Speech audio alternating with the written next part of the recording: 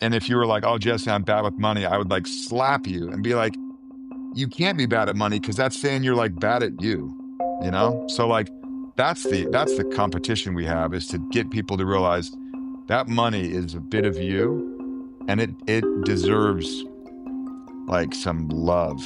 Some like, not like the weird love, not like narcissism love, but like a self-care, you know? And if we can get people to care about themselves through the money, then we show them through our practice that we teach, we show them how to think about the money, how to spend it well. And then now you've got someone spending a lot of time earning money and enjoying spending it. And that's our mission. I'm Brandon Reed, and you're listening to Ready, Set, Startup, a podcast that brings you industry-tested perspectives from leaders working in all areas of the startup lifecycle, so you can learn from the wisdom that they've gained over years in their fields of expertise and apply it in your own entrepreneurial journeys. Let's get into it. On today's show, I'm talking with Jesse Mecham of YNAB. YNAB stands for You Need a Budget, and it was a concept born from Jesse and his wife's tight financial situation early in their lives together. They were young, starting a family, and carefully planned every dollar that came in and out of their account. Well, that requires a system, and Jesse built his using a spreadsheet. After a while, that dangerous but life-changing thought popped into his head. Hey, I bet I could sell this. Eventually, he picked up a co-founder who had the skills to build the technology, and they were off to the races.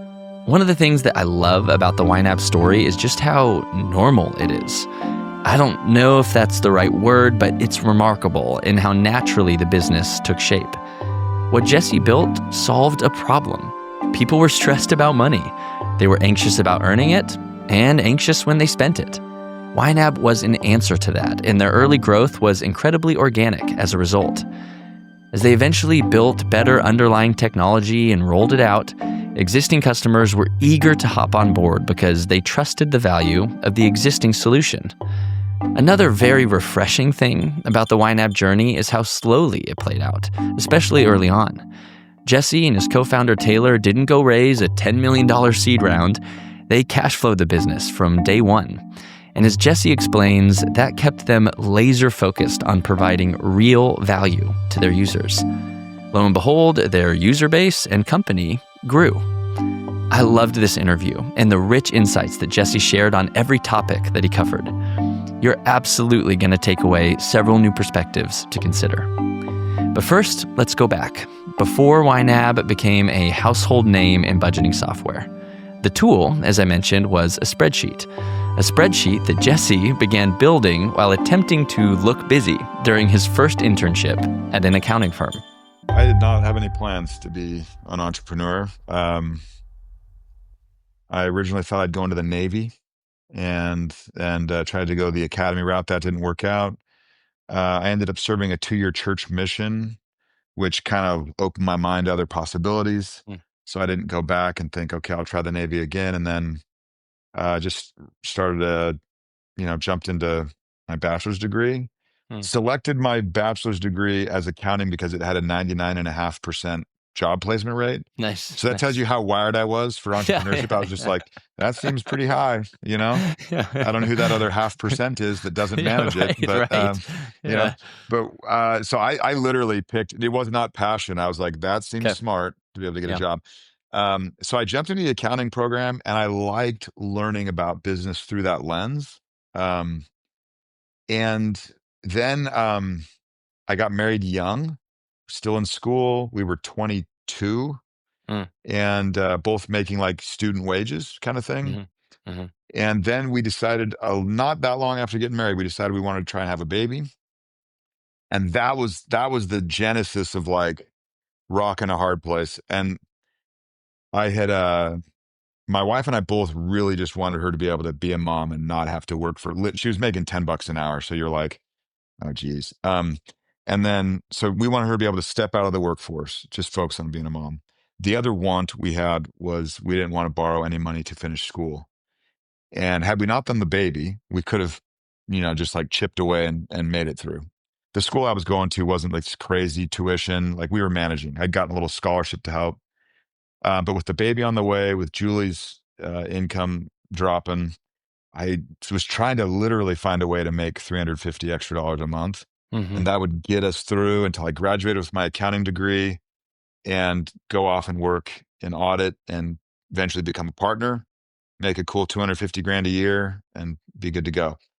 But instead I was like, man, this little spreadsheet that Julie and I would use to manage our money, kind of make sure we were making the most of it. I thought maybe I could sell it. So that was my grand idea, not entrepreneurial, like born of a need, and the need was money, you know?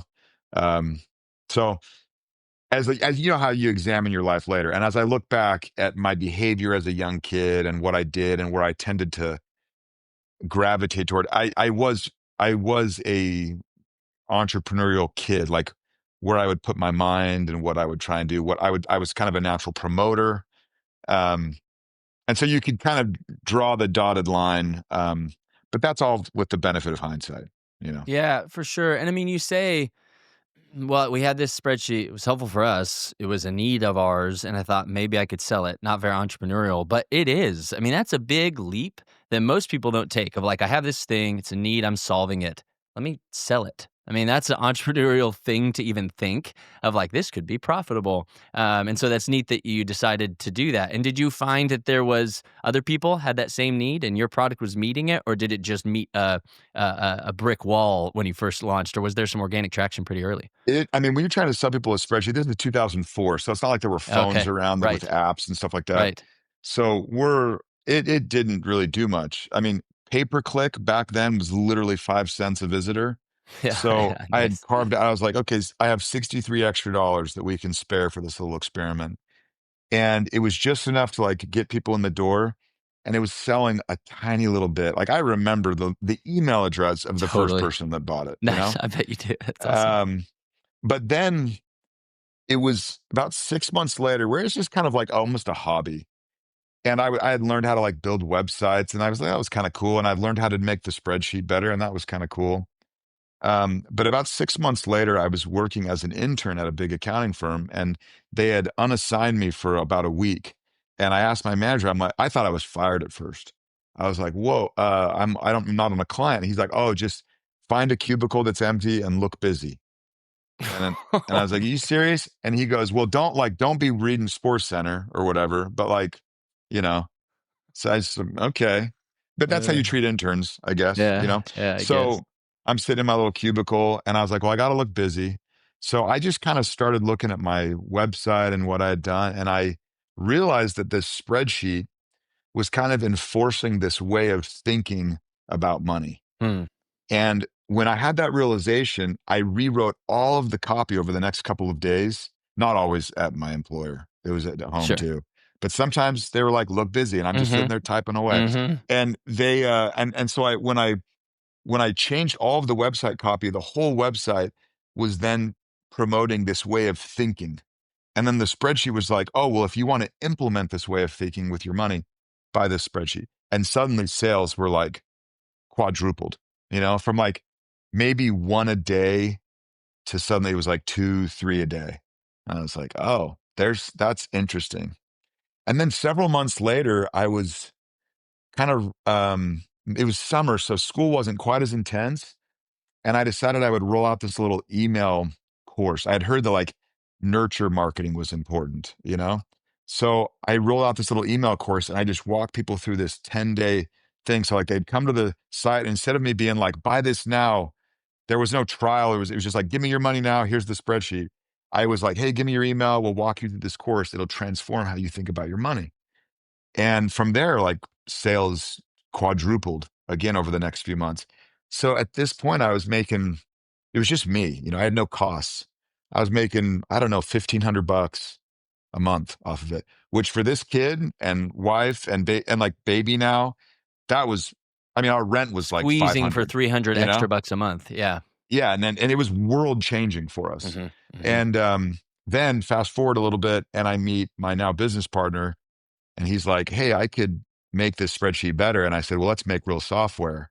Hmm. And so then begin that. So it was, you know, people talk about this vision and stuff. And it was literally like every day you wake up and you're like, I think I know what I should do this day. Yeah. Like, I think I know what I should work on, Yeah. and Yeah. then you go from there. You look back 20 years later and you're like, oh, that worked out okay. Yeah, and so as you took that leap then and thought, all right, there's a real opportunity here. There's some life-changing money. Well, even before this question, let me talk about kind of this. You said you're still with your business partner, at least in some capacity. Yeah. Did you go seeking that out? Did that relationship come to you? How did you know, ultimately, even if it did come to you, how did you know to say yes to it? Like, yes, I Yeah. do have skill sets that there are skill sets I don't have that I need, and he fills a gap. And how'd you come to that conclusion to move forward with somebody Yeah. else? He reached out. I was just like, hey, I like your idea. I like this Oh, concept of as a thinking about customer, money like this new way. as a Yeah. user. Okay. Yeah. And so he's like, hey, I think I could make the spreadsheet better. And I knew the limitations of the spreadsheet were very obvious. Right. Mhm. And so he introduced himself as I used to develop, stuff for Microsoft, and I worked for this game studio, and his name's Taylor. And immediately I was just kind of like, oh, that doesn't make sense that we work on a spreadsheet. So literally over the course of like 4 days and tons of emails, like we were like courting, never met him in person. He was down in Austin. I was in Utah, but we hit it off through email. And then we started talking on the phone. This is like landline style, back in the day. And we would talk on the phone regularly, and we tried to negotiate a deal. And he was looking for equity. And I was just like, whoa, I don't know. I don't even know what that's worth. Yeah, right, I can't right. do that. So we ended up doing a deal where I just paid him for the project. I Okay. think it was like 20 grand. And I did not have 20 grand. We had been Mhm. saving up this extra money we'd been making.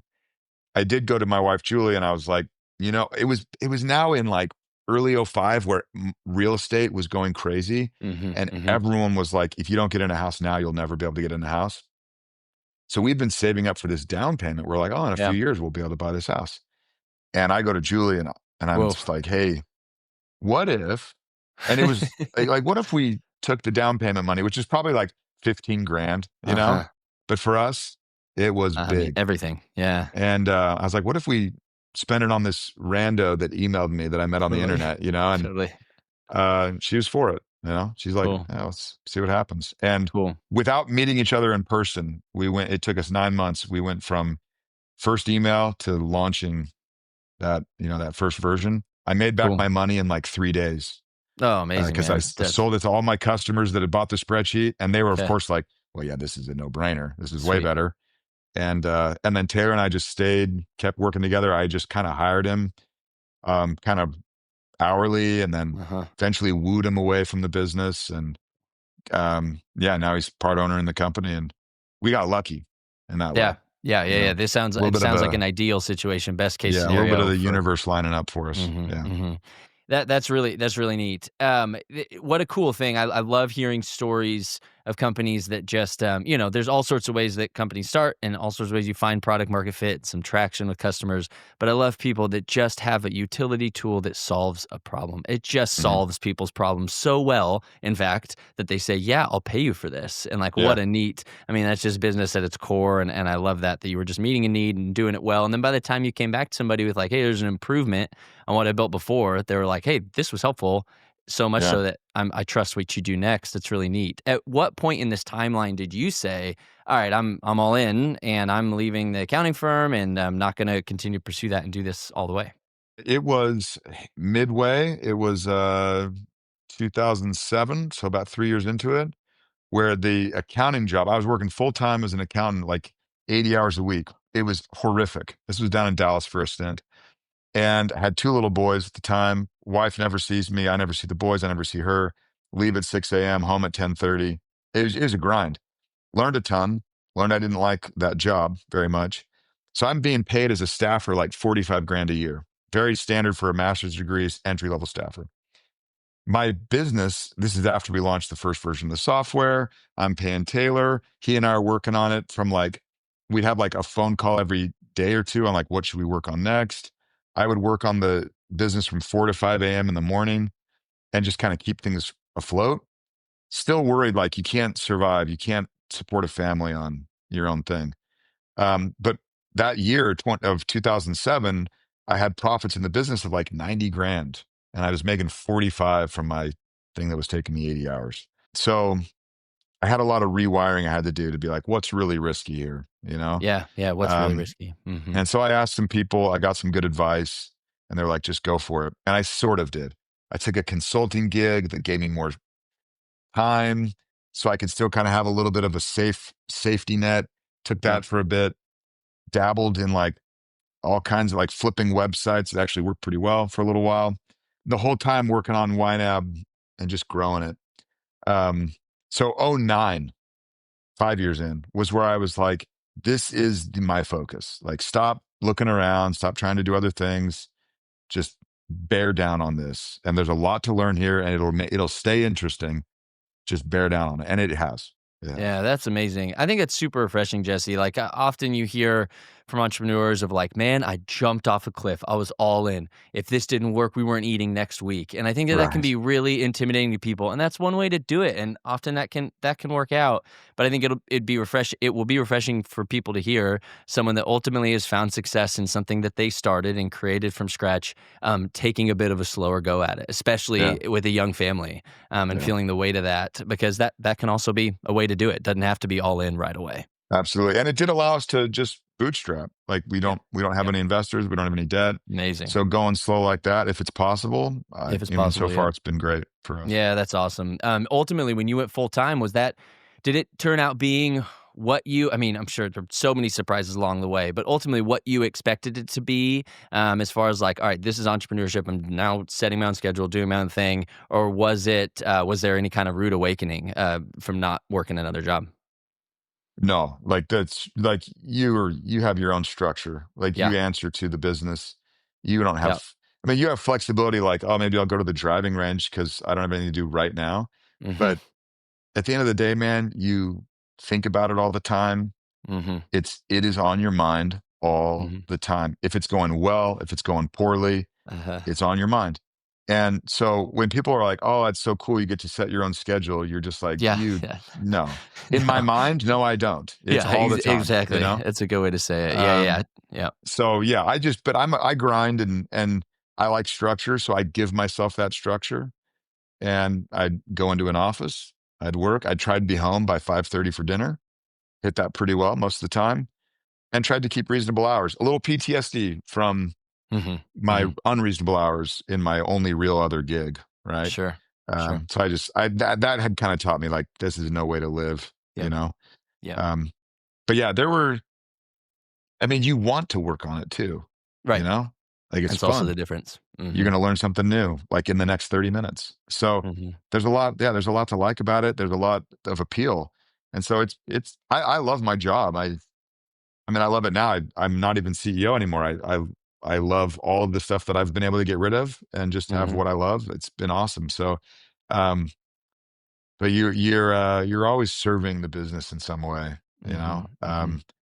So make sure you like it, I guess. Yeah, yeah, I think that can sneak up on entrepreneurs who leave a job, that they're grinding at, maybe not as many as 80 hours a week, but grinding at and maybe overworked. And they feel like, all right, if I can go out and do my own thing, like I can, yeah, 4-hour work week, baby. Like I'm just going to Yeah, I really mean, set myself up no, for. And I think that, that can really sneak up on people, not only because there's a ton of work involved in starting a business, but how you said, like, I don't set my schedule in my own mind. And especially if you enjoy what you're doing, you have this draw to be working on it all the time. You want to be working on it all the time. So there's a discipline you have to do to ensure you don't overwork yourself right? and spend the Yeah, time you need to with your family and take care of yourself, because that sneaks up on you, especially if you yeah, enjoy it. absolutely. It Yeah. absolutely does.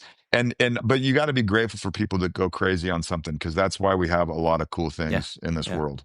That's Someone true. that just couldn't set something down, you Yeah, know. that's true. That's absolutely true.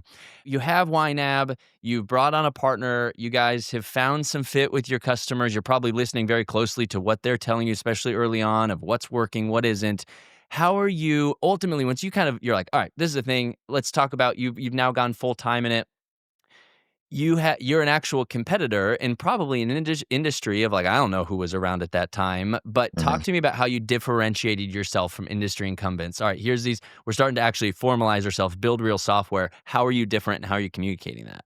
Yeah, I mean, our only competitor is people worrying about money. Like, worry is our competitor. Hmm. And so we spend very little time. If I catch a team member spending too much time thinking about actual, like the way you think about it, competition, Mm, I will correct them on that. mm, We compete against the fact that people, like 80% of people, are literally worried about money pretty much all the time.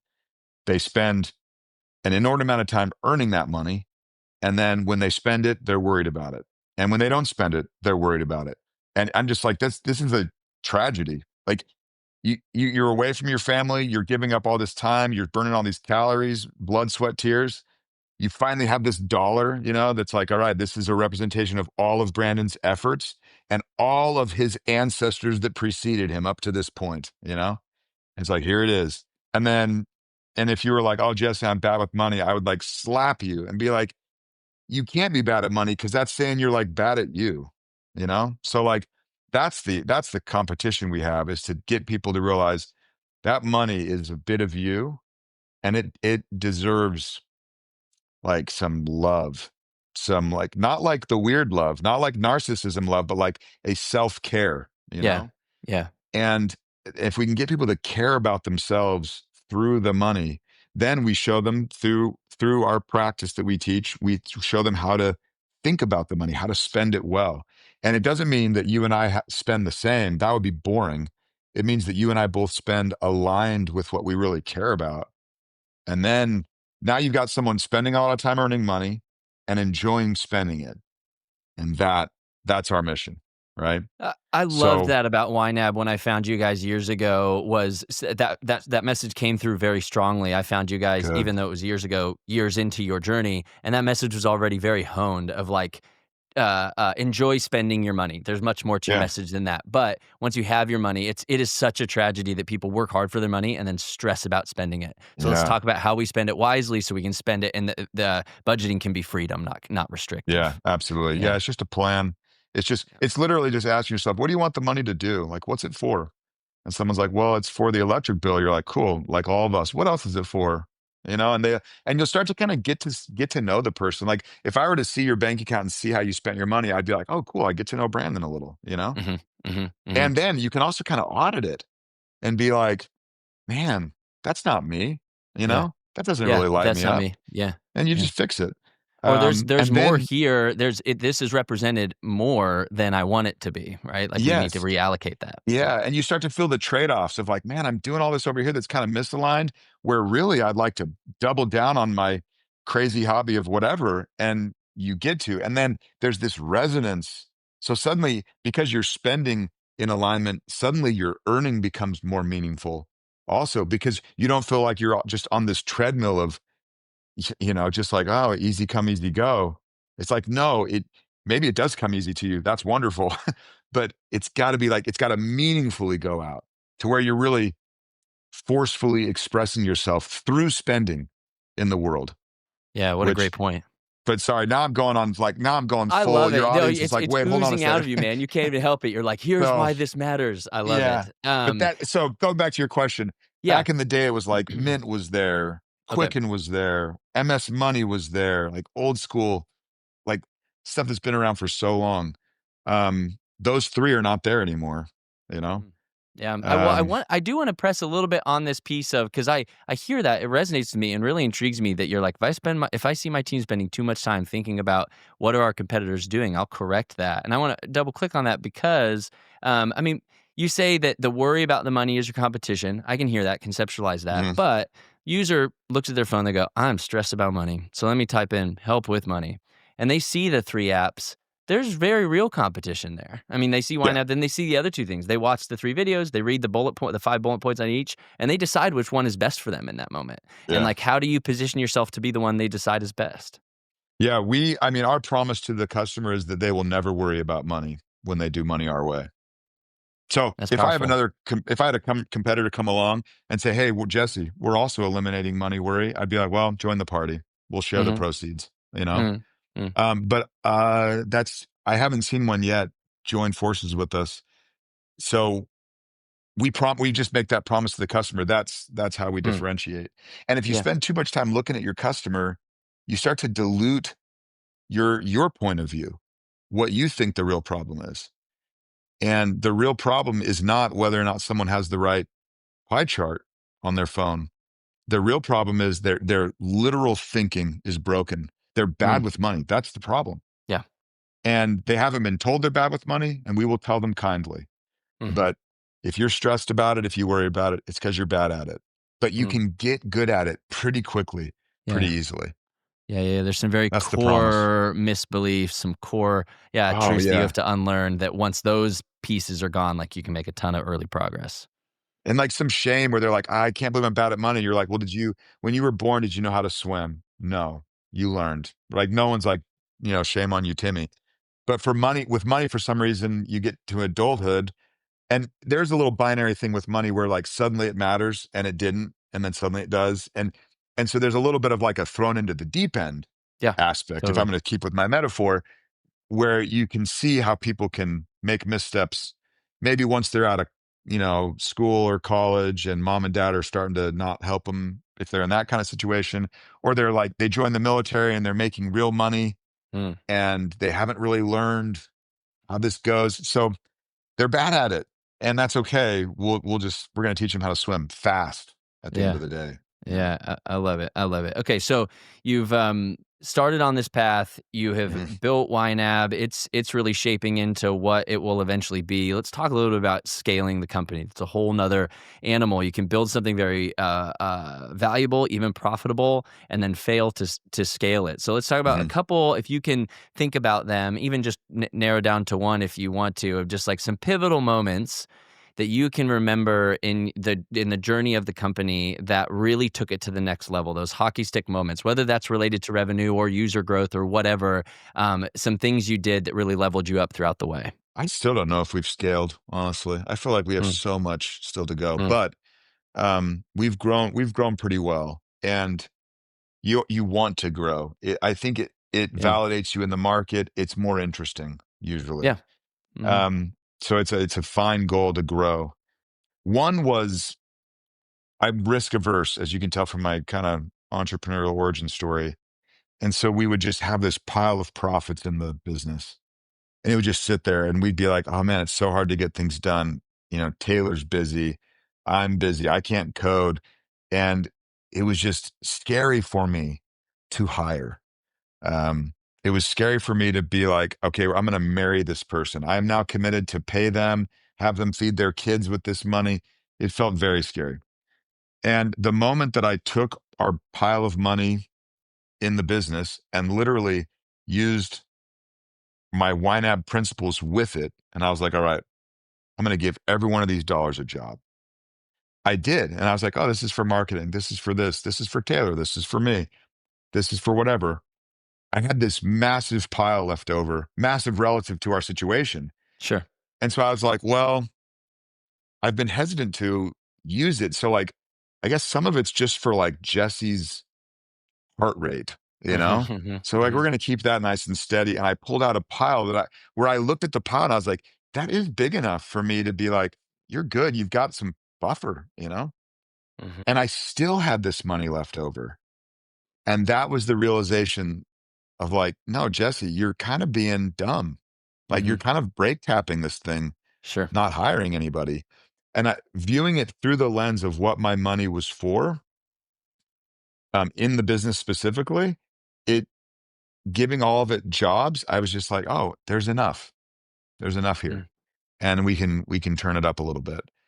And it's weird because you would think I would have known that, but I was of the belief that like, "Oh, if you have a business, you need to put it in QuickBooks and generate a P&L." But once I put all the money into our actual software and looked at it through that lens of what's my business strategy through the lens of my money, it opened things up for me. That was pivotal. The other one was when we completely gutted our business model of selling licenses and we went to a subscription model. Late to the game, but we got there. That was big for us. yeah, I bet that was, especially if you were embedded in the other strategy. That's interesting. I love pressing on that moment of hiring because you're exactly right. Of like, that's a really scary moment for lots of reasons. It Yeah. becomes so much more consequential if it fails. People are now feeding their families. You have to start slicing the pie more thinly, and that's hard to Hmm. do. So Yeah. early on, there's a lot of things, and but I'm sure that a lot of entrepreneurs resonate with you, and like, well, that moment of deciding, no, hiring is the best next step, and for when that works out to really see things step to the next level. How did you know, how did you identify, this is kind of the second part of this hiring question I love to ask, of how did you identify and know what the right roles were? What skill sets did you need? Like, do you do Yeah. more tech roles? Do you get sales? Like, how'd you approach that? I mean, it was pretty simple. It was like, if you were to, it was just like, well, where is this biggest strain? And it was Yeah. Taylor's workload. Yeah, Okay. he just couldn't do it all. Couldn't do everything we wanted to do. Which he was building the site. He was actually hands-on keyboard. Hands on keyboard, Yep. the only guy. And so Yep. we had outsourced sometimes to some contractors and things to like get something to the finish line. But it was, it was kind of like, man, will there be enough work for another full-time Right. engineer? And you're like, oh yeah, there totally was. Uh-huh. Every time there Mhm. is. Mhm. Um, so it was pretty obvious for us at that point. Yeah, it's a little bit of like the next step is the obvious one. You can look back and you can just say, man, we're straining here. Like it's painful here. How do I stop the pain? And I mean, try and figure out how to do it without a person, to be honest. Like really try. But sometimes that's the answer. And then when it is, you don't be lazy about finding the right person. You do not lazily hire. So let's keep going on this scaling piece and the growth piece. As you do that and you bring more people on, how are you keeping intact the initial vision of culture that you want, the mission you guys are on? Let's get people less stressed about their money. Let's get them excited about and fulfilled with spending the money they work hard for. That vision you're casting and really, codifying early on. How do you keep that going once you bring more people into the pot? So at some point, your leadership starts to become um, very repetitive. And when you know you have the right message for your team, and when are getting not tired of saying it, but you recognize that it's kind of all you say, you're doing it right. You shouldn't grow tired of saying it because you should be so like fired up and passionate about it that you're good to go.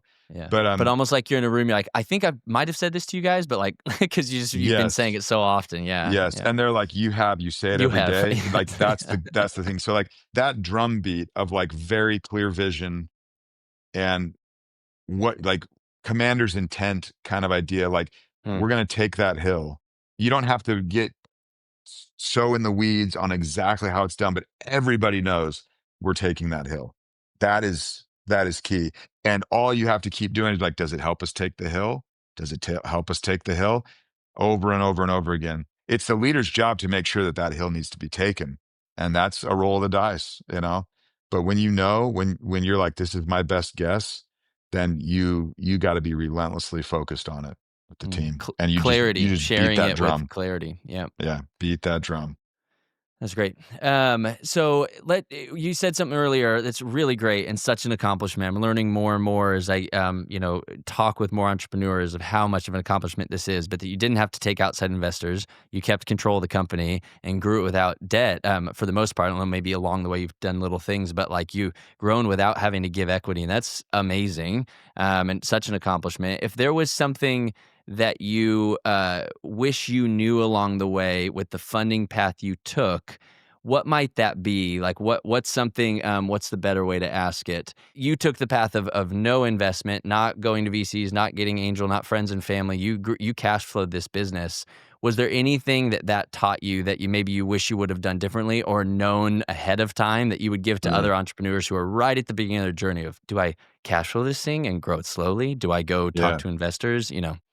When we're teaching people to get good at money, we're having them give every dollar a job to where all the money is assigned, right? You know this as a user. It's like, okay, all the money's assigned. And so you run out of money in your plan. You're like, it's all assigned. And so you've got everything funded. And it's this moment of scarcity where like you get to feel zero and kind of be like, hey, look, if you decide to do something different, it's going to take from something here. And that trade-off is so important to help people clarify what they really care about. And you can't have a trade-off if you don't have a finite resource. And you can't have a finite resource if you don't go through the exercise of saying what every single dollar is going to do. But with the trade-off and the scarcity comes this clarity of what you really want. And that's the part that I'm glad I had. Without other people's money, it is still always scarce because we're always saying all of this money has to do this thing. And so you just can't do everything. Yeah. And because you can't do everything and you feel you can't because of the finite resource of the money itself, you're picky, Mhm, you know? mhm. You catch things faster. You stop bleeding sooner. You're a little more rigorous in what you think is worthwhile. You're slow to worry about swag for your employees, for Sure, instance. sure. And as my dad says, like, you have these people that in his office, they started a paralegal business and they get all set up and they have mugs with their logo on it and no clients. Yeah, And yeah. that's a situation where there was more money than necessary at the Uh, beginning to clarify the need. So I think that's a great thing for the bootstrapped entrepreneur is you get this clarity of like, it's your money and it is very finite. And so you're just picky. What happens when it's like, here's this huge pile, there are two things that are dissonant there. One is you didn't build a business that generated that profit. That profit was generated from who knows what, family trusts. I don't know wherever you got the money, yeah. Based on you future know? potential. Yeah. Yeah. So they're like, we're going to give you this money. You had nothing to do with generating the value that that money represents. Yet you are called upon to deploy it to create value. And there's a weird thing that I think we see, and it happens with the failure rate of these. I mean, so many of these investments, so many fail. It's like restaurants, but worse. So many fail.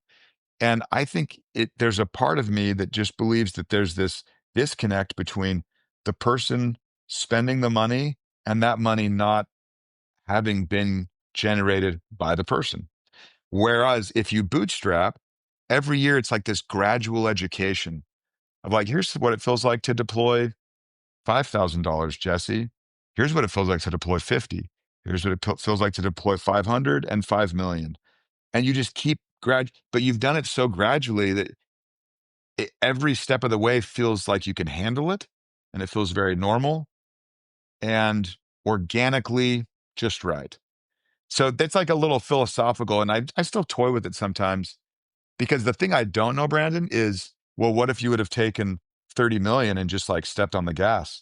I don't know. Maybe YNAB would be 20 times bigger and I'd be 20 times wealthier, even with sharing some of that pie. Mhm. I don't know. I could never answer it, but I have enjoyed not having a boss. And I have enjoyed being able to think crazy long term, Yeah, like 100 years from now, kind of long term. totally. And you do not get that luxury when investors want their money back. You do not. You do Yeah. not. No. No, and you certainly don't have the luxury of not working for a boss once you take someone Yes. else's money. Yeah, for sure. Even minority, you still got to answer to Oh, somebody, totally, totally. Yeah, because Absolutely. they definitely understand that even though they've taken minority, they've still given you basically all the money you have, and Yeah. like that requires a board seat that carries a lot of weight. Yeah, no, that's certainly neat. And you said one thing. You said, "Here's Jesse. Here's what it feels like to deploy $5,000, $10,000, $50,000." And the second piece of that I connected with what you said earlier is like, here's what it's like to deploy $5,000 that you worked really hard to get in the Yeah. door, and then you have to put it out the door. And 10,000 you worked even harder to get in the door that you have to then spend and to feel that pain every time. This is such a different situation. Oh my goodness. And hard to criticize a company like Disney who's done so many things so right, and they're a wonderful company. But when I was there, I said pretty often to people, it's like our biggest problem is we don't have money limits. Like Yeah. we just throw money at everything. Like, yes, we have to Yeah. go, you do capital requests and you have to go through the process, but like kind of, especially in technology, as it's fast as it's growing and how much it was helping our parks and resorts is where I was. It was kind of like, if you can just justify at least a potential fulfillment of a guest need, it's like, we're going to give you a lot of money to go do this. Yeah. And then we weren't we weren't picky, we weren't choosy. We just like threw money at the issue, and that always didn't sit right with me. It didn't feel like Yeah. that was the right approach. And of course, it operates very differently than a startup. But you're right. I like seeing it as, hey, as an early founder, who's bootstrapping, you kind of have this gift of clarity, of Yeah. like of a focus, of like a singular focus, and to see it like that. Yeah. Yeah. See it as a blessing. Yeah. I like that. Let's talk about, can you kind of identify in that growth journey or any piece of you along the way with YNAB a failure that still stings, something that sticks Oh, out to yeah. you is that you just learned the hard way? Okay. I'll paint the picture for you because it hits personally. Okay. We bought this house in 2008, right before we should have, meaning like it just tanked. Like if I would have waited 90 days, I would have saved so Yeah. much money, Yeah. but of course, so we're in this house, but it's a great house. We're like, this is amazing. We have, at the time, we're dealing with a little new baby and two others, right? So we're at three. We know there's probably going to be more. We get this nice house. The house, when you walk in, it's like you can hear that it's pretty empty. There's carpet, there's a lot of wood floor. There's a fairly large house, only 5 people in the family, and very little furniture. Like our living room was empty except for like this one blue 2 cushion sofa where you should have had like a massive, Right. like Right. sectional, right? Right. But that's all we had. And I was working on launching our next version. Taylor had taken kind of a personal break for the last 8, 9 months. Hmm. And this is before he came full time. He was still just Mm. contracting at the time. Mm-hmm. And so I was like, I got to find someone else technical. And I hired this guy. And early on, I just was like, it seems kind of odd. It's not like working with Taylor. Mm-hmm. And he was the wrong hire. And I was so anxious to hit this deadline of when I thought this software should be ready that I just kept like ignoring the voice. So I ended up spending 80 grand with this guy, with his dev shop. The software is atrocious. I mean, I've done it with Taylor, but Taylor's good at it and cares about the product, and he's not just doing it for the money.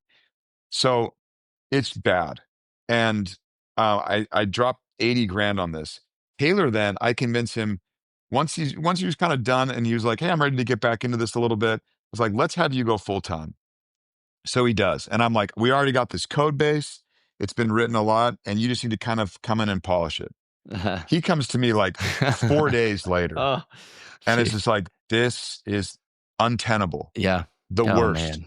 Like, he's like, Jesse, we have to just throw this away. There's no Dude. rewriting and tweaking. And this Yeah. was a year of my time and $80,000. Yeah. Yeah. So I go back to Julie in the house that echoes when you talk Mm-hmm. because there's no Mm-hmm. furniture. And I'm like, we scrapped it. 80 grand down, out the window. And bless her heart, she was just like, oh, that's painful. The end. And we now have a fully furnished house. It's fine. But I was like, man, we could have taken just a portion of that and started to, crack that nut of furnishing that house. But the mistake was to hire. Like I knew. And that's the bit where it's like having someone that's wrong is way worse than having nobody. Like, because if you have nobody, you know what you need to do. You need to find the right person. But if you have the wrong person, you don't always know what's going to be wrong. Yeah. So true. And what can be wrong is all of their output. Yeah. And Right. and then you keep rationalizing it and like throwing bad money after Yeah. worse. And Totally. Totally. that was a hard one to swallow. Really Yeah. rough. Yeah, and a powerful moment for, I'm sure, for you and your wife early in your entrepreneur career, that you were like, "Hey, this happened," and she was like, "Okay." I'm Yeah. sure it was a harder conversation for her to have than just okay, but to ultimately know that she ingested that, believed in your ability to go make that money plus some, and like, let's just bear Yeah. down and do it, and I'll keep sitting on the two cushion blue couch, and that's really Yeah. neat. Yeah, and you said that that's a really keen insight, that like sometimes the wrong person's worse than no person, and yeah, because nobody can also do no damage, but the wrong person can Exactly. do a lot of damage. Exactly. Yeah, Yeah. yeah, yeah, crazy. That's crazy. Taylor came back in. He's like, dude, like we Oh, can't even use this. and Matt, Yeah. and like props to Oh, him where he's just like, that's a tough thing to tell this young guy, yeah, 27, yeah, yeah. uh, 80 grand. Like I wasn't making 80 grand. Like that Right, was a right, lot of money. right. Right. And he's just like, that's over, you know? Yeah. Yeah, brutal. So let's talk about operating a little bit. We'll go into some closing questions after this, but we've talked a lot about you building it, you concepting it, growing and scaling it, but operating it. How long did you operate as CEO there? Till 2021. So Okay, yeah, 17 so years. Yeah. long time. Yeah. What's something that you continued to go back to in the operation of that business that you just felt was a gospel truth that like proved itself out over and over again as like a man, when it comes down to running this company, this is true. This is in my experience what I've seen really play out as a way to operate the business, a maxim. Your company has core values. Those core values are not weak or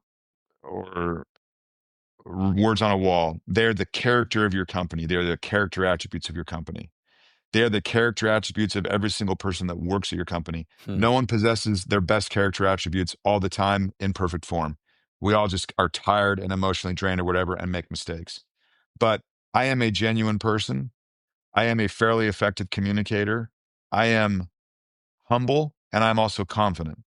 hmm, And I'm giving you a few of our core values. I'm a good self manager. I take ownership. We hire people that have those hmm. characteristics. We do not train people to get them. That takes way too long, and we aren't Disney with unlimited money, right? Sure. So Hmm. we just got to hire the people that have them. Those those characteristics in action make up your company's culture, not the foosball table, not whether you do lunches on Friday. Just your core values in action are the culture. The culture starts to become the brand. You can't have this swagger brand if you don't have swagger people working for you. Hmm. You can't have a friendly brand if you don't have friendly people working for you. It So it's true. just they'll just run into each other over and over again. So your core values emanate from you as a brand in every way in every sense of the word, and that brand also attracts customers that share those core values.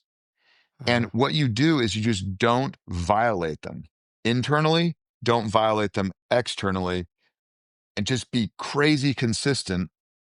Hire fire around them. Speak about, not about them like, hey, customers, we're genuine. Just be genuine, be good at communicating. And as you do that, you just find this market resonance there. As long as you have product market fit, you you're solving a real problem. You attract people that love to work at your company and you attract customers that love to pay you. And it's all because you are just consistently living out those core values. That is something that if I were to start a tire shop, I'd be like, all right, one is the core values are going to be a lot about me because I'm here. And then my next hire, it's going to be a lot about them because they're here. And my tire shop would look a lot like YNAB at the end of the day, Mm. you know? Well, it would look a lot like the people working there. Yeah, Right. and so, like, Exactly. whoever, whatever brand, whatever, like, tone and tenor and, that brand would need to have, that's who you would hire, and that's ultimately what the value Exactly. of your So company. it's this beautiful. There's a really dry book by a guy named Edgar Parker called True Alignment.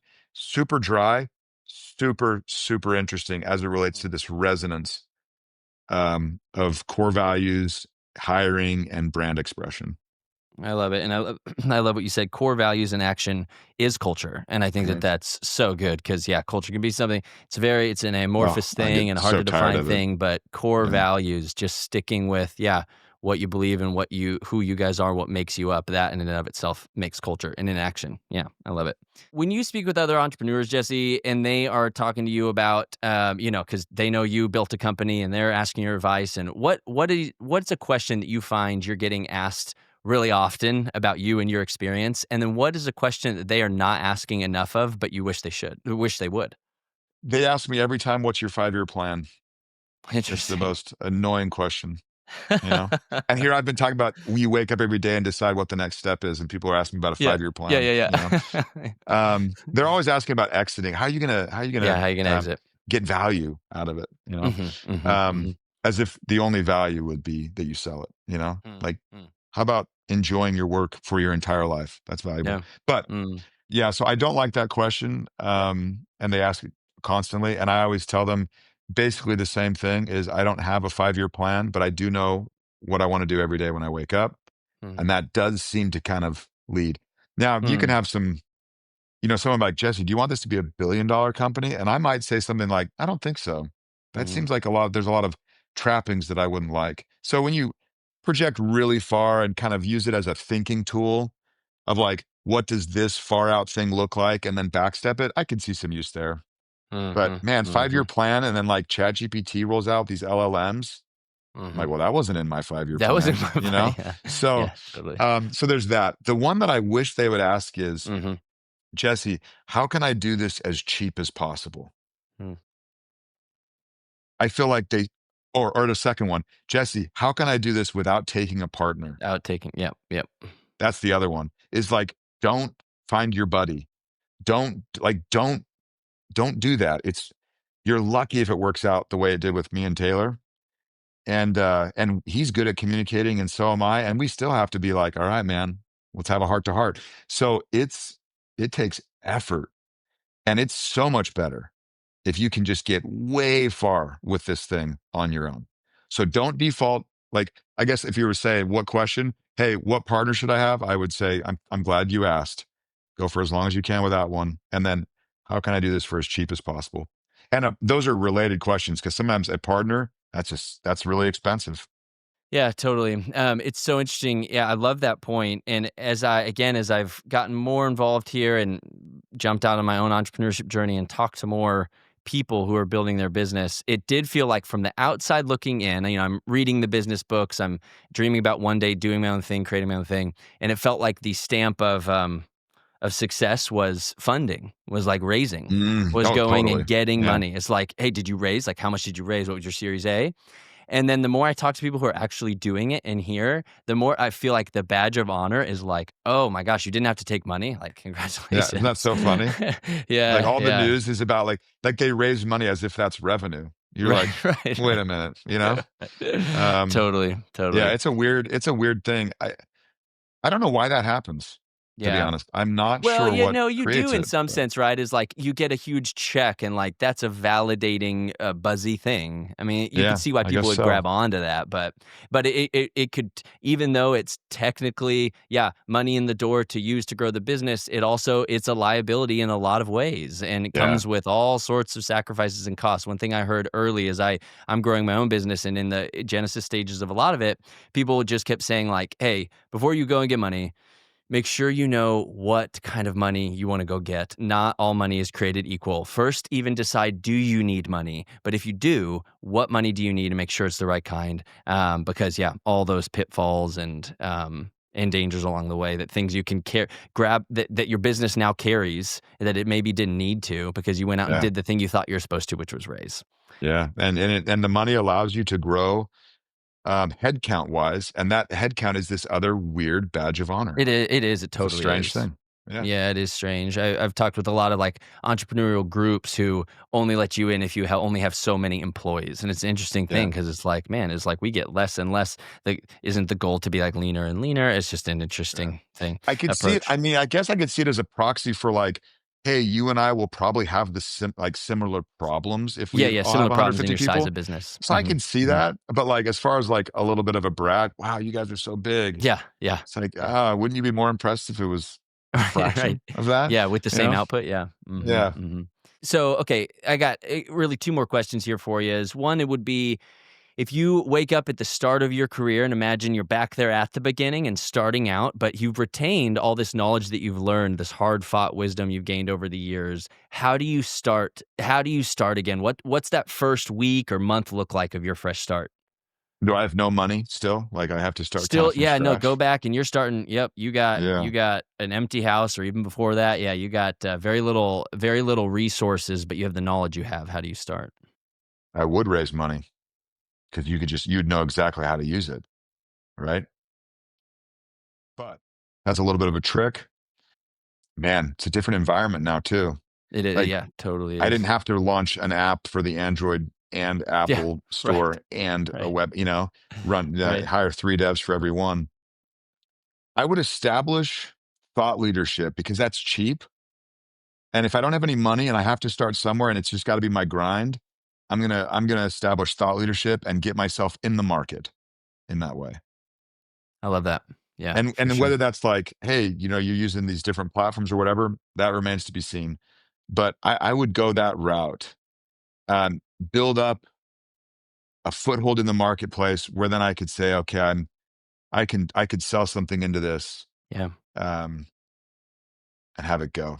Have some Yeah. authority from which a platform you Yeah. have to sell from. Yeah, that makes sense. So lastly here for you, what's one tool or quote or book, something that you have really latched onto and you found just indispensable to you, either personally or professionally in your career? I like reading books that are written by people that are passed away a lot of the time, long gone a lot of the time, because they don't have an agenda anymore, you Yeah, know? yeah, yeah, Like, it's just yeah. kind of like they had one back then when they wrote it because they're Right, alive and they're, right. all that stuff. But like, you just can kind of read it and like, they don't care what you do At with it. face They're value. gone.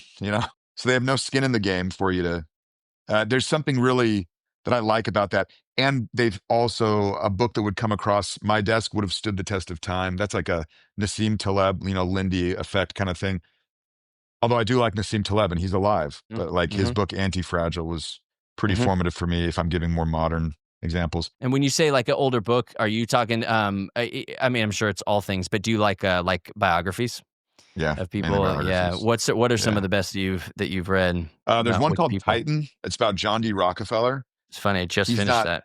It's a really good, way to, like, look at someone who's way more complex, and everyone's like, "Oh, So he was complex. evil." And you're like, Yeah. "Man, he also invented strategic charity," you know? Uh-huh. Like, he invented the trust. It was illegal to It's do not business in simple. multiple states, and they figured it out. Like, there was no income tax back then. Like, it was crazy. So and he was a bookkeeper, so I feel like a little bit of like, "Oh, I was a bookkeeper," Mhm, I was an mhm. accountant. So yeah, he was far more nuanced than, of course, we like to, we always Yeah, paint with lazy brushes. yeah. But that was just good because you're like, man, that guy just kind of just kept going, He did, you he did. know, just Yeah. crazy. I read the one by Chernow about George Washington. Oh, I almost did Washington, I did Titan instead, that's so funny. Yeah, Yeah. Washington. It was so good, and it's an audiobook situation. I'll usually be in the workshop, like sanding or something, where it's like I'm not having to think super hard, and I can just kind of listen. But yeah, again, like a guy that dealt with like crazy, crazy problems and for some reason didn't want power, but like really cared what people thought of him. Highly sensitive, yeah. Yeah, and just interesting guy. Yeah, I really liked that one that was recent. But when you're in your 20s, you're allowed to read a book that's kind of cheesy when you think about it in your 40s, Hmm, and it'll be formative for you. And like I have one in here like Brian Tracy's Goals. I don't know how old that book is. It's hmm. so kitschy and cliche, but like in my 20s, I Yeah, was yeah, kind of yeah. like, wow, Yeah, you yeah, you know? mean you haven't heard that stuff before, yeah. Yeah. And so I want to make sure that you give, like, we don't, as you get older and more crusty, you're like, oh my gosh, that book is, but it's like, no, but when you're 22, you're like, wow. And it does move you. So I have to give credit thinking about my past self to be like, no, a book like that was formative for you. You're like, I can think hard about a thing and I could make it happen. Yeah, I love that. I really like that perspective, giving yourself that permission. I hear a lot of people who like a good example is Rich Dad Poor Dad. A lot of people read that and then they go on their financial journey and they're like, "Yeah, well, just like everybody I read it." And I was like, "Yeah, but that that idea of when you hadn't heard those things before or thought that way before, and then you now think that way, or at least that opens the door of curiosity to learn more, that matters. That matters a lot. And maybe now you know more, and maybe some of the principles of whatever book you read feel cheesy, but if it got you thinking about it for the first time, that matters. And I like Yeah, giving like yourself that permission. we actually had just put out a YouTube video because the actual Rich Dad Poor Dad book, like Kiyosaki, he he's like I wouldn't really take his advice today in any form. Mm, But I mm, remember mm. reading that book back then and kind of being like, oh, okay. So I want to build something that generates cash. You're like, well, Right. duh, you Duh. know. But yeah, the But way he at the says it, though. time, Yep. you're like, oh, this is pretty revolutionary. So Yeah, you give totally. credit where it's due, and yeah, that's Yeah, fun. I love that. Jesse, this has been really, really great, man. As I said, I think maybe it was before we started recording, or maybe it was on the recording, but that I love YNAB. I love the product you guys have built. I've been a fan of it for a long time and a user of it. And so it's really neat to get a bit of a peek behind the curtain and see how it came to be. And I love your laid back approach. One of the things that I'm trying to do with this show is kind of break down those walls of intimidation that a lot of founders, early founders, feel of this walled garden of entrepreneurship.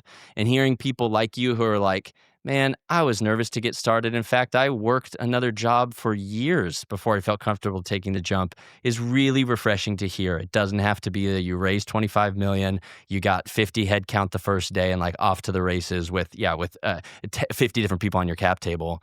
And I love hearing stories like that. And it sounds like YNAB really happened in a natural way. You guys continue to provide value in the market, and I love it. So I appreciate you taking the time to walk me through that today. That was great. Thank you very much for having me. It was a pleasure, Brandon. Yeah, man. All right. Well, you take care. Thanks again.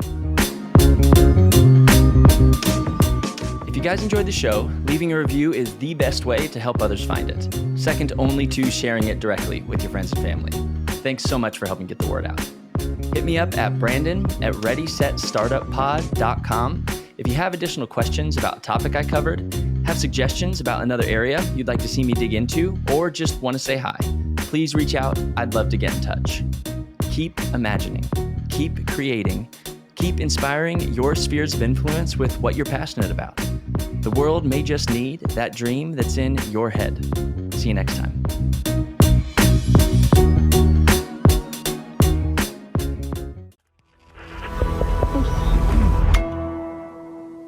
Resonate.